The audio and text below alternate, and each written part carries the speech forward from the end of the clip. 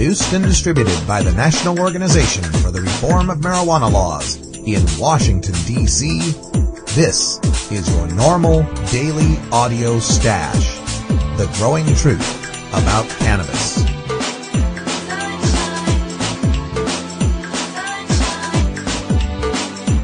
Welcome to the most popular podcast regarding marijuana in all of America and all the world. Featuring interviews with scientists, politicians, doctors, prohibition policy activists, regular cannabis consumers, musicians, artists, and NORML staff and NORML's board of directors, along with music and comedy no other podcast can offer.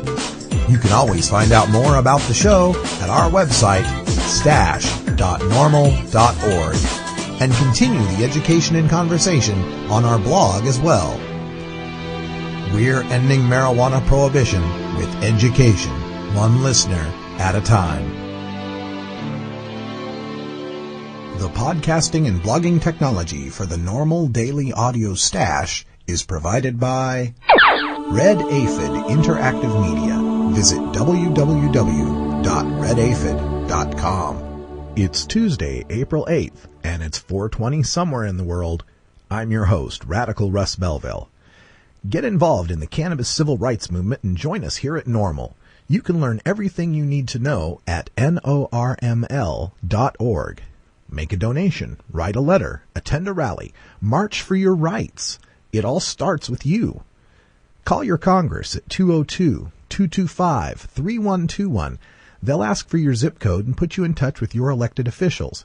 It still is a government of we the people, but you have to step up and do your part.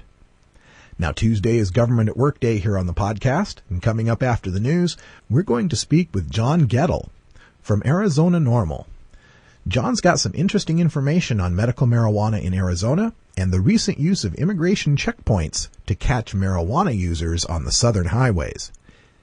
After that, I've got an acoustic musical break for you. Cannabis Carry found a nice token tune called One Toke by a songwriter named Dallas Leonard, who records out of the great state of Virginia. I think we all know what he means by one toke, and it sure is nice when you can get it. And to end the show, we have a special treat. Comedian Doug Benson of the Marijuana Logs has a new movie out called Super High Me. It's a take on the Morgan Spurlock documentary Super Size Me, where Spurlock ate nothing but McDonald's for 30 days and chronicled the effects on his life and health. In Super High Me, Benson smokes marijuana for 30 days straight and documents the effects. We spoke with Benson by phone, and he tells us all about it. So sit back and relax with your favorite strain. It's time for your normal daily audio stash.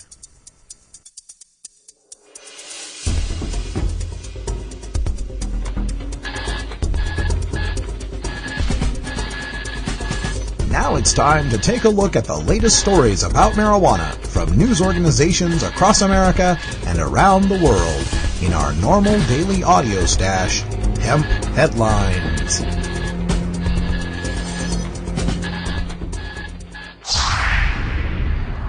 Florida teens believe smoking pot will prevent pregnancy. Orlando, Florida. Florida teens who believe drinking a cap of bleach will prevent HIV and a shot of Mountain Dew will stop pregnancy have prompted lawmakers to push for an overhaul of sex education in the state. Another myth is that Florida teens also believe that smoking marijuana will prevent a person from getting pregnant. State lawmakers said the myths are spreading because of Florida's abstinence-only sex education. They are proposing a bill that would require a more comprehensive approach, the report said. It would still require teaching abstinence, but students would also learn about condoms and other methods of birth control and disease prevention. The bill just passed its first vote in a committee. Well, this is the natural consequence of not providing teens with responsible factual information about sex and drugs. Abstinence-only education is the just say no approach to teen sexual health, and we all know how well just say no got everyone to stop using drugs. It's like a prohibition of biological facts. And for years, we've told kids the reefer madness lies like smoking pot will cause infertility, which of course is why there are no Rastafarian babies, right? So when we tell them lies about marijuana and withhold the truth about birth control, is the belief that smoking pot prevents pregnancy that surprising? Some parents will complain that sex education belongs at home. That's a laudable goal, but completely unrealistic. Not every child benefits from a loving, stable home with forthright parents, ready to dish about the birds and the bees. So it is more realistic to teach teens about the biological facts about sex and the proper ways to remain healthy. Yes, sexual abstinence at a young age is morally preferable for some and definitely the safest way to prevent pregnancy and STDs, but should a teen who decides to act on those powerful adolescent hormones deserve an unwanted pregnancy or a death sentence just due to ignorance? Similarly, while we all agree that we prefer teens not to smoke marijuana, the fact is that some will, whether it is illegal or not. So should we provide them with the facts, or should we allow their drug ignorance to spill over into sexual ignorance?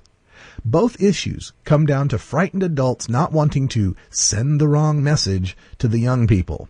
They fear if we tell kids about condoms and birth control and that marijuana use isn't so awful and can be medicinal, that somehow we will encourage such behaviors by the kids.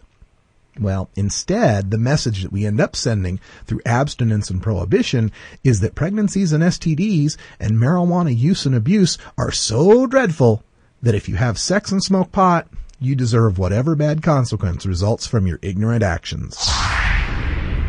Mexico gang had James Bond car.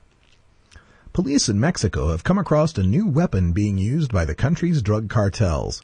A James Bond-style vehicle, complete with gadgets designed to deter arrest. The car was abandoned by gang members after a shootout. The police and army sent to fight Mexico's drug cartels have seen most things: sophisticated rocket launchers, powerful assault rifles, and gold-plated pistols. But in the northern state of Tamaulipas, even they were shocked to come across a Jeep Grand Cherokee kitted out with its own anti-police gadgets. Inside was a smoke machine and a device to spray spikes onto the road behind, the purpose to make a getaway easier and stop the car from being followed. Those in the Jeep threw a hand grenade before making their escape. Well, you know what's funny about this story? Is as I read it, I just couldn't get this song out of my head.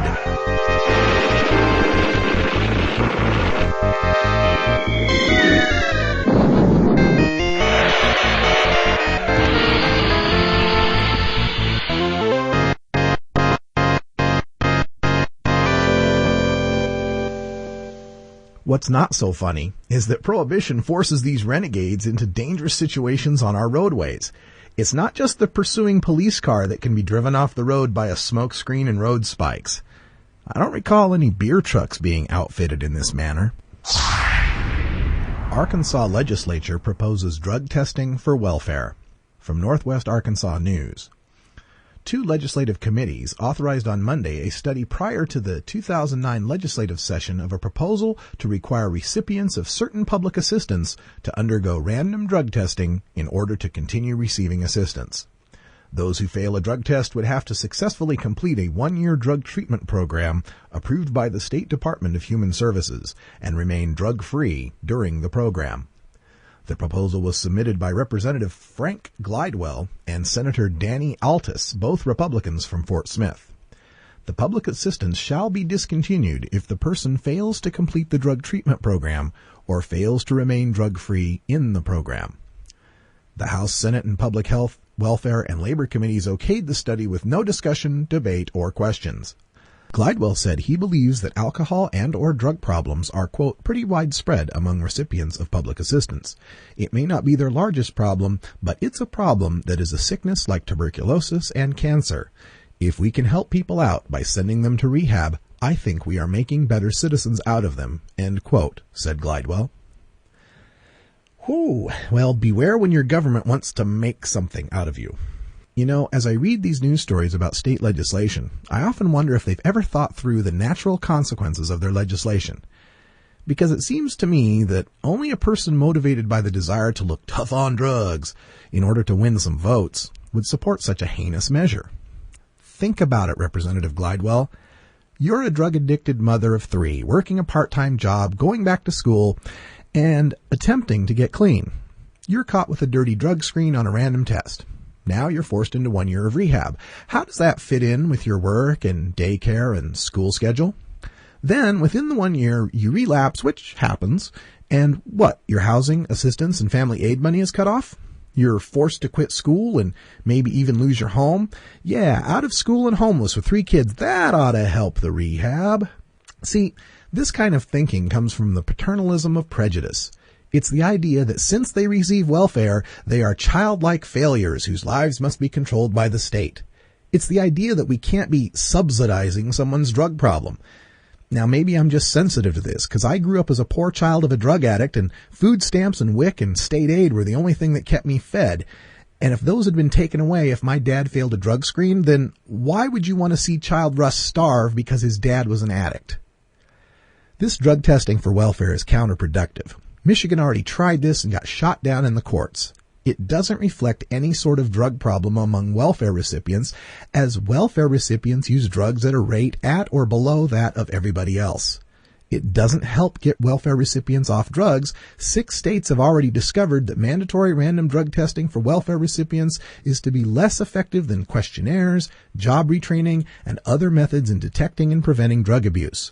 Drug testing, as I described in the vignette previously, distracts from actually solving the problems of low education, low skills, and psychological issues that keep people in poverty and on welfare.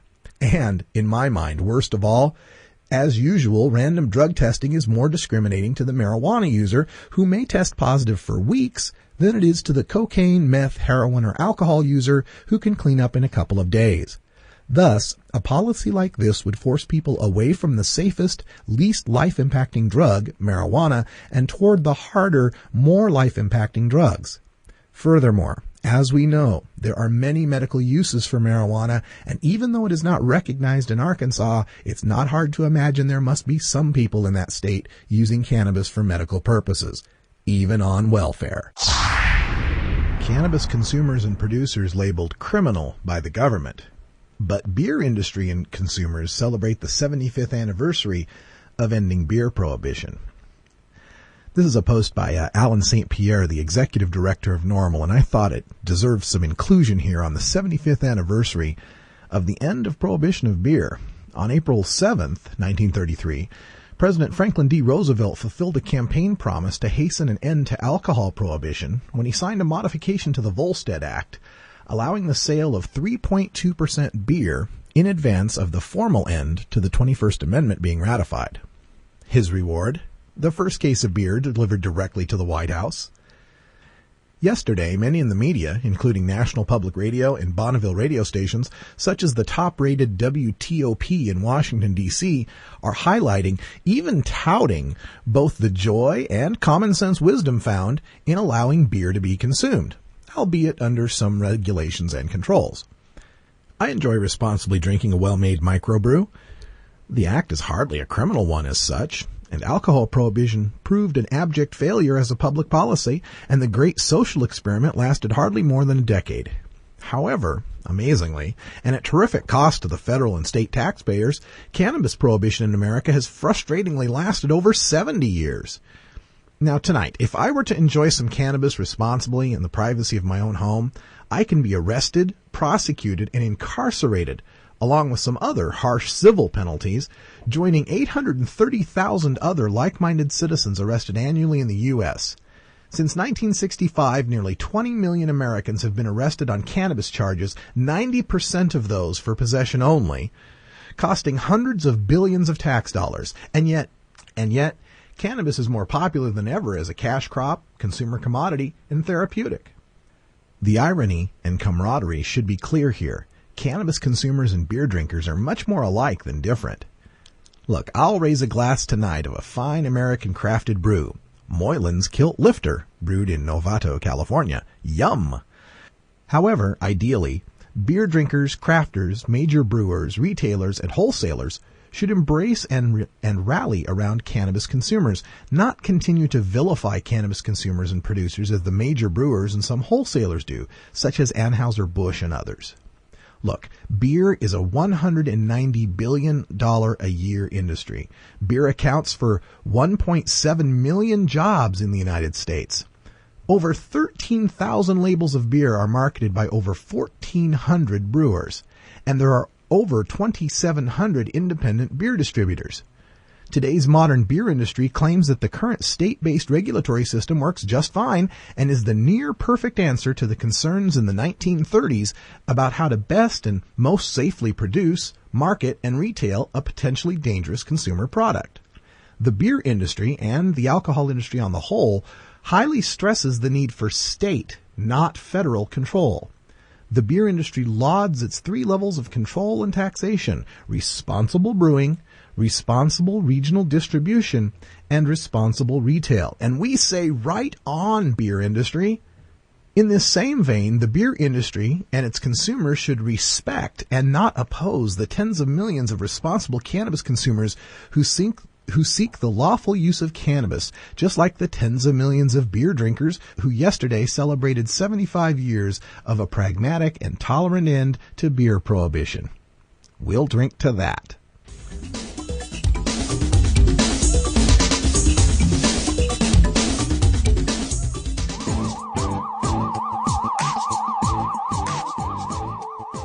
Hello, I'm Casper Leach, host of Time for Him. When our politicians passed the Marijuana Tax Act in 1937, the citizens of the United States had no idea that a new civil war had begun.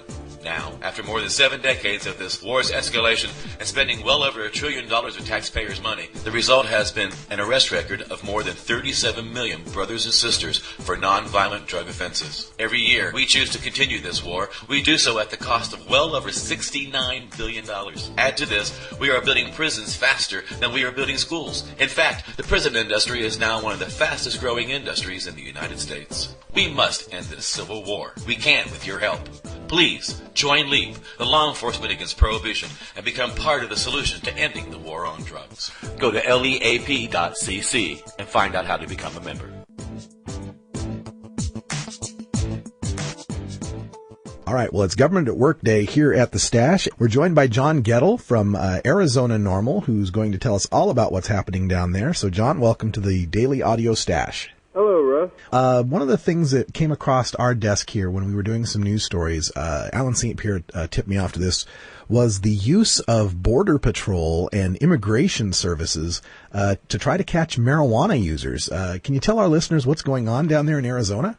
Oh, yes, I'd be happy to, Russ. It's become a big problem with the militarism that's going on with the immigration here in the United States, and nowhere more evident than here in Arizona, where I'm in the town of Tucson, which is about 60 miles from the border. And what we're finding is that the Border Patrol has set up temporary checkpoints in many locations around the state of Arizona, as well as they're trying to set up some permanent locations. And at these stops, they're looking for undocumented immigrants is, I think, their primary purpose, but on the side, they are actively targeting marijuana users. You know, small personal use type people, and going after those with drug dogs and with these checkpoints that stop every single vehicle, and where they look at you, ask you questions, and then move you along if you don't set off some type of alarm to them. This is their end around the Supreme Court, which decided that random roadside sobriety checks or checks for drugs like that were unconstitutional. But this is the use of the Border Patrol, so they're able to cloak it with the idea that they're somehow stopping, immigration. That's exactly right, and they're getting around it that way, and luckily we have a lot of people in the community are upset about it for a number of reasons. Setting up these checkpoints on the roadways, what it does is it causes the undocumented immigrants coming across the border to leave the roadways and go through the desert, which causes harm to them. We have many deaths to the illegal aliens down here, so that is a real problem. The community goes after these checkpoints mainly for that. But what we'd like to do down here, and what we really appreciate from the audio stash, Rush, is bringing awareness to this the fact that they are targeting recreational marijuana users actively. So people that are making their road trips this spring and summer, and they might be traveling through the Southwest, what are the major roadways they should be concerned about these checkpoints? Well, unfortunately, they're doing a lot of these mobile checkpoints where they bring some vans and some cones and some heavy weapons, and they set up a checkpoint wherever they really want to. Now, we've got, of course, coming back from Mexico, you always want to be very careful with that. Everybody's aware of that. But what you may not know, what the listeners may not know, is coming in from California on Interstate 8 and Interstate 10. They now have checkpoints that used to just look for fruit, pretty casual. There was never really any problem with them. Those checkpoints have now been stepped up under the guise of Homeland Security or whatever the guise is this week. But Yeah. stepped those inspections up and targeted really unfairly these vacation travelers. Well, yeah, and it's, the stats that they'll rack up from catching people with marijuana is going to be part of how they'll justify continuing the checkpoints. I have a feeling if the previous history is any judge. Now, one other thing we should talk about as far as, this is the government at work day. So we want to talk about medical marijuana and marijuana decriminalization in the state of Arizona. A lot of people don't realize that Arizona actually had a medical marijuana law from 96, but it couldn't be implemented. Is that correct? That's right. Arizona voters have voted twice to have medical marijuana here in the state of Arizona. Unfortunately, it was one of the first laws that was passed initially, and it was written in such a way that it asked doctors to prescribe the medical marijuana as a prescription. And the DEA came out right after that and said, if any doctors prescribe this, we're going to take away your license to practice medicine. Right. And of course, that put a great fear in the doctors as it would, and so the law really has no teeth. And we're going to try again. We hope to have another medical marijuana proposition on the ballot for 2010. We'd love to get anyone interested in helping out with that. Excellent. So what website or phone number could they use to get a hold of you guys and help out there in Arizona? We've got two ways. You could go to our website at AZ, the number 4, and then NORML, NORML, .com. AZ for normal.com. That's our website. And we've also got an information line that people can call and has our meeting schedules on it, as well as what we're currently doing. And that's area code 520-323-2947. Excellent. We'll have links to that up on our Stash blog as well so people can get in touch.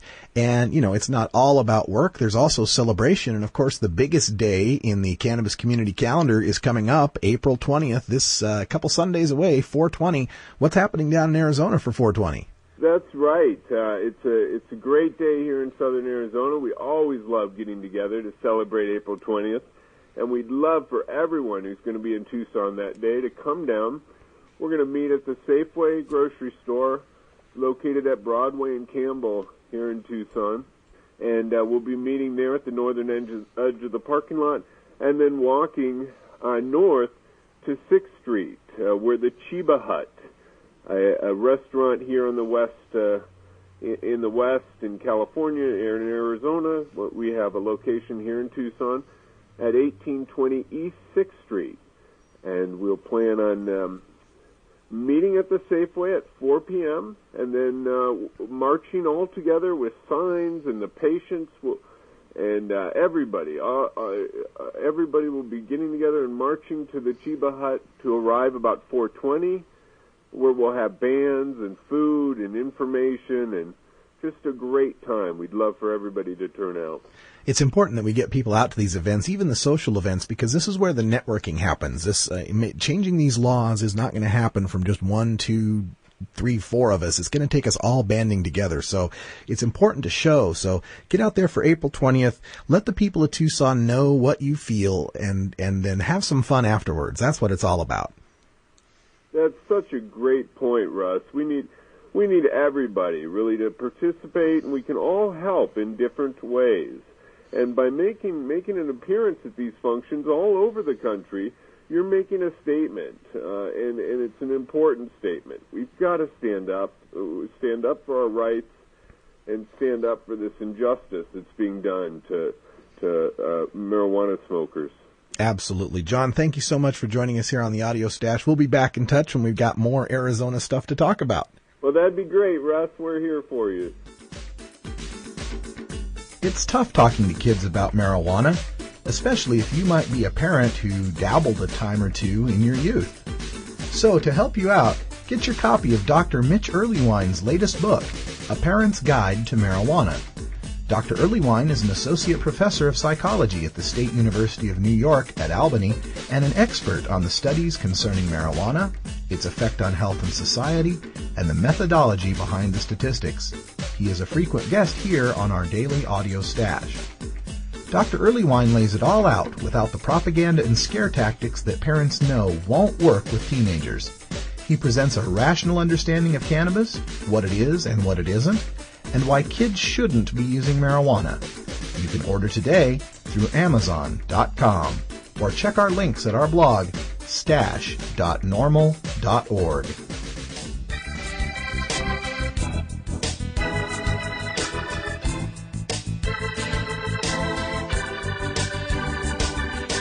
Here at the Normal Daily Audio Stash, we work hard to change our nation's marijuana laws through education and discussion.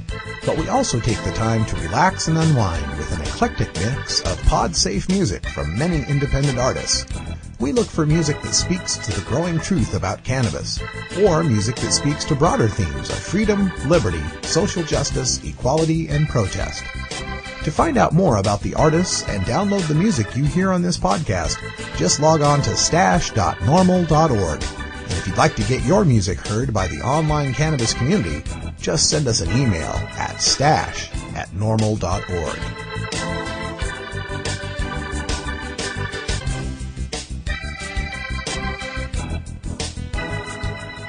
Good day, beautiful stashers. Today, for our musical break, we enjoy some great acoustic guitar with Dallas Leonard and his musical hit, One Toke. Dallas is a Midwestern troubadour who has played in various rock bands and now is embracing his inner folkster by writing and performing his acoustic music. Originally from Indianapolis, Dallas relocated to Virginia in 2000. I have a deep love for good acoustic guitar, and Dallas does not disappoint with this toker-friendly tune. You can sample and purchase his music on his MySpace page, and for more information on this artist, check him out at music.podshow.com. We've got both of those links up at our Stash blog at stash.normal.org, where you can also get an MP3 download of this song. It's Dallas Leonard with One Toke.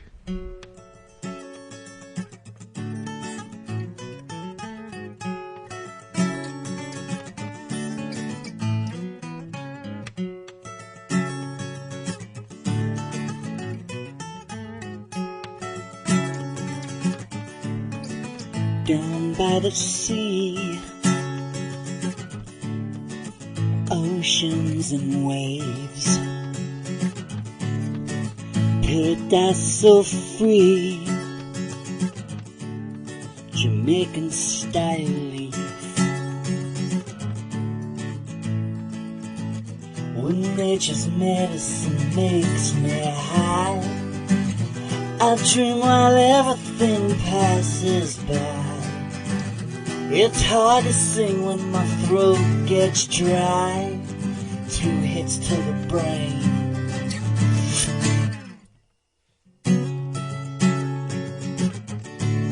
I'm 1 toke away. Planted the seeds,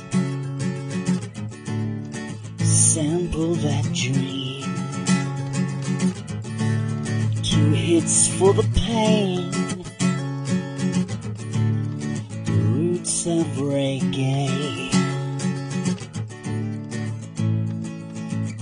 When nature's medicine makes me high, I dream while everything passes by.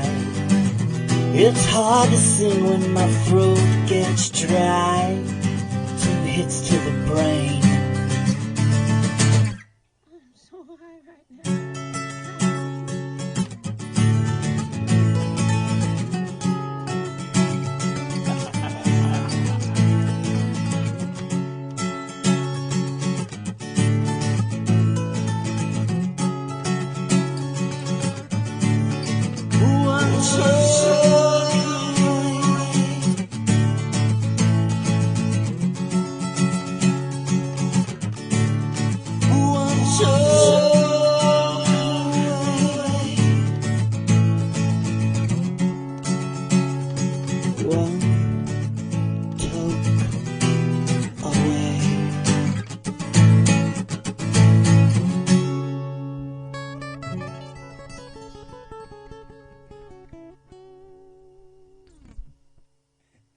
Georgia.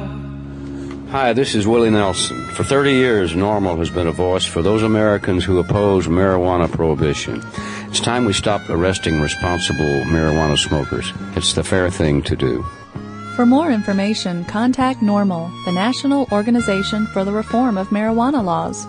Call toll-free 888-67-NORML or visit their website at norml.org.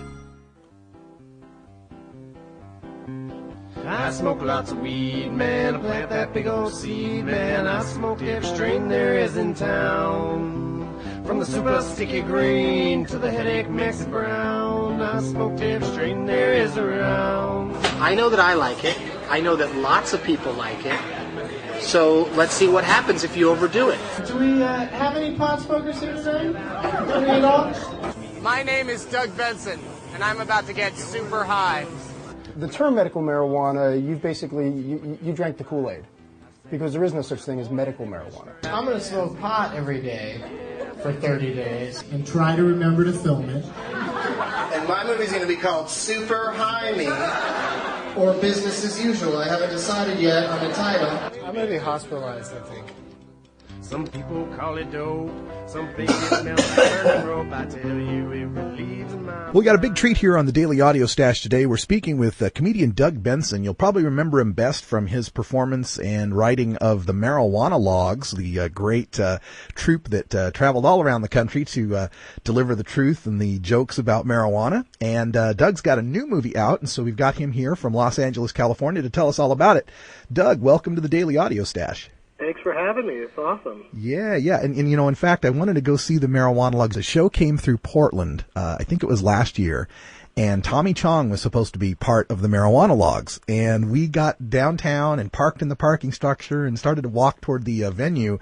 And someone coming out of the venue said, no, they canceled it. Tommy got busted or something to that effect. Apparently his probation officer wouldn't let him do the show, right? Yeah, basically, I mean, Tommy just got, cold feet because he was still, technically on probation. And when he did the show in New York, he sat in for a few days with us. And, it was a theater audience, so everyone was, quite respectful. And but then we went out on the road, and we did it one night in Seattle. And, throughout the show, people kept throwing joints up on the stage. And so then the next day in the lobby of the hotel, Tommy was like, I can't go to Portland, you guys, because if that's going to happen at every show, it's just that's part of my probation is I can't even be around illegal activity. So he kind of had to bail. Yeah. And then we went to Portland that day and just didn't do a show. We just sort of hung out and saw Portland and then flew home the next day. So. Well, that's the risk you take when you come out to the West Coast. We got a little bit of a different attitude out here. Yeah, it's an attitude I love. It works out great for me and the other guys in the show, but for Tommy, it was just too dangerous. The last thing that guy wants to do is have to go back to jail. Oh, yeah, that was so ridiculous. Now, let's get to your new movie out. This is the document. Well, see, is it a documentary? Are we going to call it a pseudo-documentary or comedy? What do we classify this video?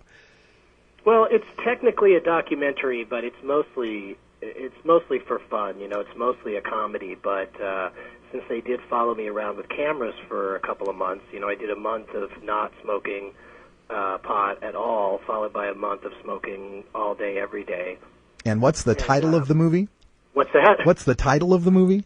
Oh, it's called Super High Me. Super High Me, kind of like the Morgan Spurlock Super Size Me thing? Yeah, it's a total rip-off of his thing. It's basically taking his idea of doing something for 30 days, like doing something to excess to see what happens, and just to make it the movie, you know, fair and balanced, Fox News style, I did 30 days of not smoking as well to show what happens there. And it turns out that it's not as addictive as people think it is. Like, it wasn't, you know, that hard for me to quit. Of course, there were cameras there the whole time, so that helped a lot. Yeah. But I missed it, but I didn't need it, you know.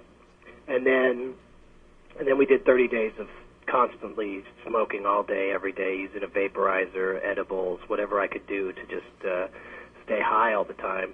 And during the course of the filming, a couple of dispensaries in Los Angeles where medical marijuana is sold over the counter got busted by the feds because, according to federal law, you know, pot is still...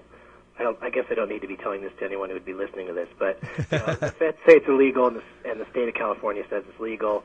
So there's that battle going on, and we actually captured on film a couple of the raids that happened to dispensaries, and it's pretty dramatic. So it's a fun and funny movie, but it does have some pretty intense scenes in there, and also, like, anyone outside of California, you know, and even people who live in California, they're just not aware of what's going on. That there's so many dispensaries here, there's so many patients, and then that there's also this war that's being waged ridiculously, where the feds just walk in and they shut these places down temporarily. They open right back up again because, according to California state law, it's legal. So.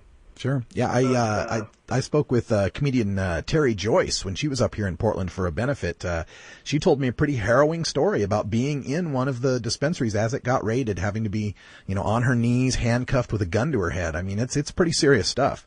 Yeah, it's intense. I mean, we didn't, in both of these busts, they didn't really, you know, they didn't cuff anybody that we got on camera. You know, we just filmed it from the outside, but you could just see them taking all the money, all the weed, and then, you know, these places, most of them, they, you know, they open up again within a few days, you know, because, they have to build up their supply or whatever again. But it's supposed to be legal to sell this stuff to patients, and it should be. I mean, that's the other thing you kind of get from the movie is that if anyone feels better because of smoking pot and they're not going to bother anyone, why would anyone stop them, you know? Yeah, no kidding. And so as you went through this filming process, you went without marijuana for 30 days, then you heavily used marijuana for 30 days. What was the biggest difference you found between the 30 days of sobriety versus the 30 days of using marijuana? Well, physically, I put on a little weight during the 30 days, of course, because of my eating habits weren't so great. So I gained about 8 pounds. But then mentally, we did lots of, physical and mental tests during the course of the two 30-day periods just to try to see the difference that way. And in most cases, my scores either remained the same or they improved when I was smoking for 30 days. It seems to be... It's pretty interesting.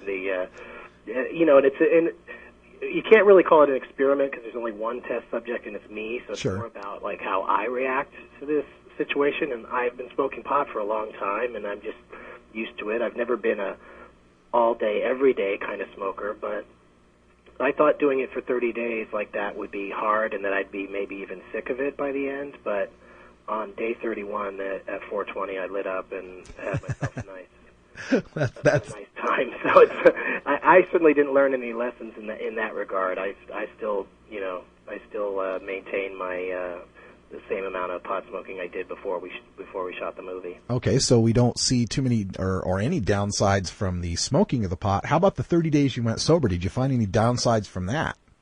Well, I didn't go into like any kind of classic withdrawal or get particularly cranky, like having cameras follow you around for 30 days, that alone will make you a bit cranky, but there's really not much, at least in my case, there's not much evidence that it's an addiction and that, like if I were to go into some sort of rehab situation, the pot just not being available makes you not, smoke pot. Like it's not it's not like alcohol or heroin or something where you would, kill to get your hands on some, Right. It At reminds least in my case, obviously some people are super into weed and in a way that might be unhealthy, but I don't think it's as bad as people make it out to be, and even Dr. Drew from Celebrity Rehab, he's kind of like, he's sort of taking the stance now that the people that are addicted to pot are the same people that would be, it's like a segment of people that are alcoholics. Like Right. if you're not an alcoholic first, chances are you're not going to be addicted to marijuana, according to him. Yeah, every time I hear that story about marijuana and addiction, I'm reminded of the scene with Bob Saget in Half-Baked. So if you've seen the movie, you know what I'm talking about. If not, we're not going to say it over the air. But but you know what I'm saying. Now, as far as the video goes here, I understand also this is a part of a promotional scheme that you've been involved in with NORML and some other groups. Tell folks how they can get a copy of the video, where they can see the video. Let's get it out to the people. We're doing this interesting distribution where, starting on April 20th, 4/20, on that day, and for a month or two after that, anyone can schedule their own screening of the movie. If you have a wall and a projector and a DVD player and 10 friends or 100 friends or 1,000 friends, you can sign up to screen the movie. We will send it to you, and all you got to do is just go through a couple fairly simple steps on the internet to make it happen. And to get started, you just have to go to superhighmemovie.com. One word, superhighmemovie.com, and then just click on roll your own screenings, and you can set up a screening, or you can click on screenings and just see where there is one in your area and just attend, RSVP and attend that one. Oh, that's excellent. Now, so people will be able to put this on for benefits or fundraisers for their local NORML chapter or whatever other organization they might be putting on. Yeah, basically the idea is, we want people to see it for free. So you can, if you did a benefit, you could let everybody in for free, but then have some sort of raffle or, or sell. Obviously, you could sell some, lots of snacks to that crowd. You think? And you can make some money that way. That's a great idea. Now, aside from the screenings and going out to the website, is there any plans on distribution to DVD stores or rentals or even having it on the big screen? It's playing on on 4 screens in 4 lucky cities, one screen in each city. Starting on Friday, April 11th, you can see it in Los Angeles, Portland, Seattle, or San Francisco. The West Coast, and of all course. Those theaters are listed on the website as well, which specific theaters are showing it. And then, of course, it'll ultimately be on DVD on June 17th, and people can put it in their Netflix queue now. It's already on Netflix. You can put it on your list, and then it'll pop up when the time comes. All right. We'll have links to all of that out at our Stash blog at stash.normal.org, for the superhighmemovie.com, and also we'll see if we can get a link out there to the Netflix queue for people and help them out to get that into their mailbox and into their DVD players. And Doug, just on a personal note here, as far as your comedy career, are you going to be returning with the Marijuana Logs? Are you performing anywhere locally you want to let people know? Well, I travel around all the time doing my solo stand-up, and every once in a while we try to work in a Marijuana Log stage, either with the original cast or, 1 or 2 members from the original cast with other comedians filling in the other spots. But right now it's mostly solo stuff. On 4/20, I'm going to be doing 2 shows at the Improv on Melrose in Los Angeles. Those shows are at 7 and 9 o'clock. And should be a lot of fun. And then, you can check my MySpace page, which is Doug_Benson, or, call your local comedy club to find out, when I'm going to be coming through town. Because I go, I'm in a different city almost every weekend doing my shows and spreading the word about legalizing marijuana. Well, excellent. Glad to hear it. And we want to encourage everyone to, contact your local comedy club and support live comedy, especially people like Doug that are going to come out there and tell people the truth about marijuana. There's a lot of truth in comedy, and sometimes comedy is the way that we can get through people's thick skulls, the change that we need to see happen. Yeah, well, that's why I'm so proud of this movie, because it's a fun movie. People will have a good time watching it, but then it'll also hopefully, teach people a thing or two. I was excited because I went on a show on Fox News called Red Eye, and it's mostly like a comedy show. Mm-hmm. But they showed the poster from the movie like a couple of times, and it's and it's me with a bunch of joints in my mouth, kind of like Morgan Spurlock's right, poster for Super Size Me. And they showed it a couple of times on Fox News, so I was pretty excited about that for all the Republicans to have to see my silly little movie and how mainstream the whole movement for pot is becoming. Well, we can make a big stink about this. Maybe we'll get you on Bill O'Reilly's show. I understand he knows a few things about these subjects. Yeah, he'll tell me what a horrible influence I am on the children. Well, so was Socrates, right? Yeah, exactly. All right. Well, Doug Benson, thanks for joining us here on the Normal Daily Audio Stash. We're going to point everyone to Super High Me, the movie, and all the good work that you're doing out there. Thanks a lot, Doug. Thanks, man. I appreciate it. Hey, no problem. Thank you for downloading the Normal Daily Audio Stash, the growing truth about cannabis. We are produced by the National Organization for the Reform of Marijuana Laws in Washington, D.C. Our executive producer is Alan St. Pierre. Our deputy director is Paul Armentano. Our webmaster is Brian Judy. And web production is provided by Red Aphid Interactive Media. As always, you can catch up on the latest information about marijuana at www.norml.org. And you can interact and download from our Audio Stash blog at stash.norml.org.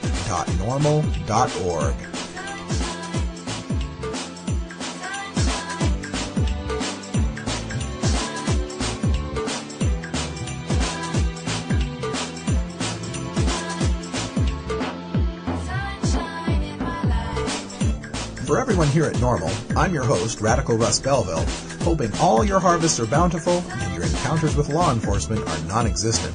We leave you today with another one of our cannabis quotes. This one comes by way of Sir Paul McCartney.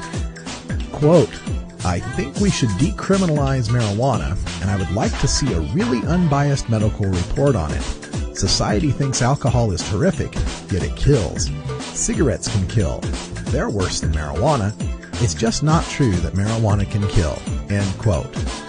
Well, Sir Paul, there's a whole bunch of unbiased medical reports on marijuana. You just don't ever hear about them in the American or British newspapers. I'm Radical Russ. Thanks for tuning in to The Stash. We'll be back tomorrow with more news and interviews you can use for your entire cannabis community. And again, take care of each other, tokers.